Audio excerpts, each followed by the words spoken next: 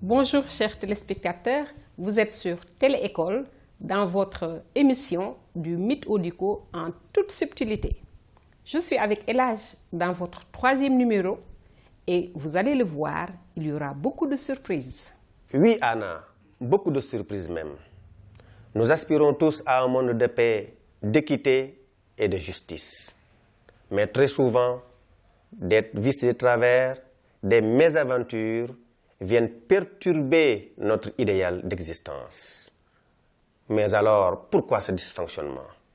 Pourquoi la guerre, la xénophobie, la haine, la jalousie, les maladies, la soif, la faim et aujourd'hui la Covid-19?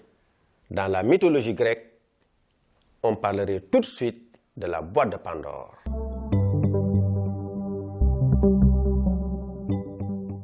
Quand il s'agit de mythes, c'est toujours des questions, des surprises, beaucoup d'inconnus. Nous allons plonger avec vous dans la mythologie grecque à la recherche de réponses. Et justement, El Hadj, qu'y a-t-il dans cette boîte de Pandore pour qu'elle nous serve de réponse à tant de questionnements?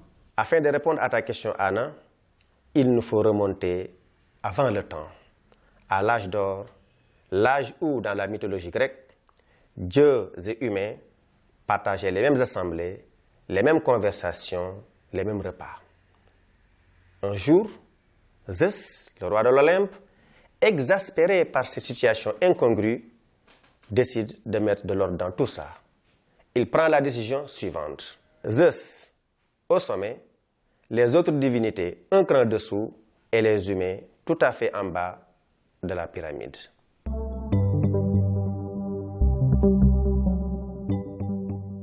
Après cette subdivision divine de Zeus, il décida d'organiser une grande fête.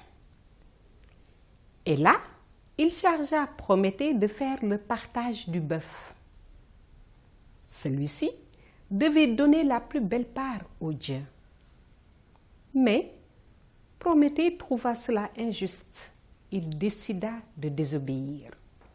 C'est ainsi qu'il cacha de bons morceaux de viande sous l'estomac répugnant du bœuf. Zeus, le roi des dieux, ayant découvert le subterfuge, entra en fureur lorsqu'il découvrit la tromperie.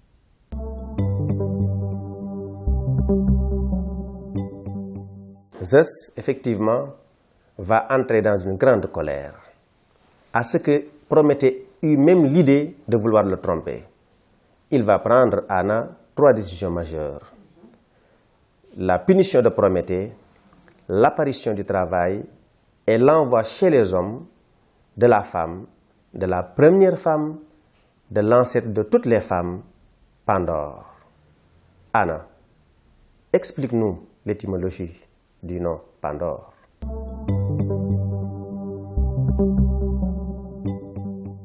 Le mot Pandore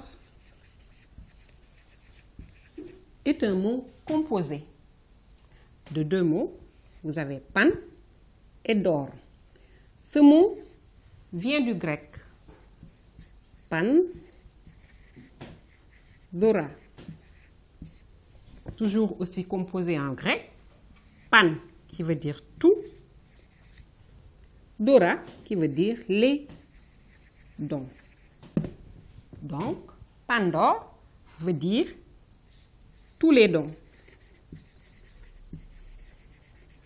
Et donc, vous comprenez aisément que la femme Pandore regroupe en elle tous les dons.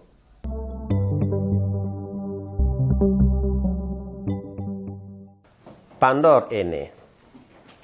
Elle a tous les dons qui sont octroyés par tous les dieux. Zeus en a fait un être réjouissant, resplendissant. Avant de l'envoyer chez les humains, chez Épiméthée plus précisément, Zeus donne à Pandore une boîte fermée en lui intimant l'ordre de ne, en aucun prétexte, l'ouvrir. Ainsi, Pandore va être donné en mariage à Épiméthée. Malheureusement, le jour de ses noces, Pandore, à qui Zeus avait intimé l'ordre ferme de ne point ouvrir la boîte, sera animée par une curiosité, une grande curiosité. Elle n'attendra pas un jour de plus. C'est le jour de ses noces qu'elle ouvrira la boîte. Oh, malheur pour nous simples humains, car dans cette boîte, dans cette fameuse boîte, on trouvera tous les malheurs du monde, la mort, la maladie, la faim, la xénophobie, la soif.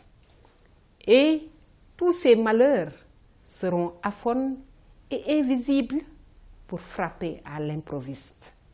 Seul l'espoir que le dieu Hermès avait glissé resta en suspense dans la boîte. On verra les effluves. C'est pourquoi aujourd'hui, il faut le remarquer, l'homme espère parfois, mais aussi il désespère parfois. C'est ainsi que cette expression, la boîte de Pandore, est entrée dans le langage commun.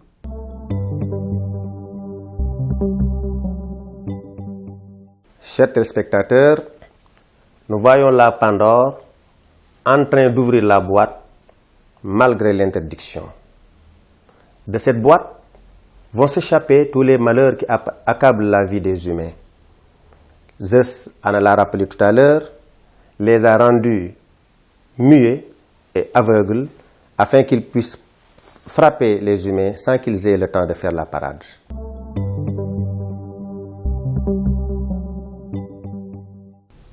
Très belle image, Elage. Passez-moi la deuxième image, s'il vous plaît, pour que je la commente avec vous.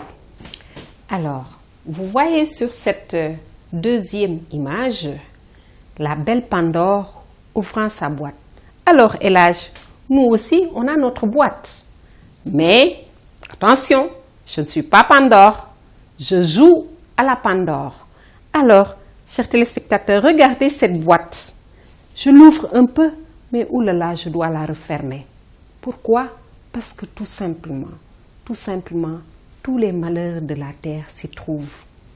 Et c'est là que nous pouvons dire que la curiosité est un vilain défaut.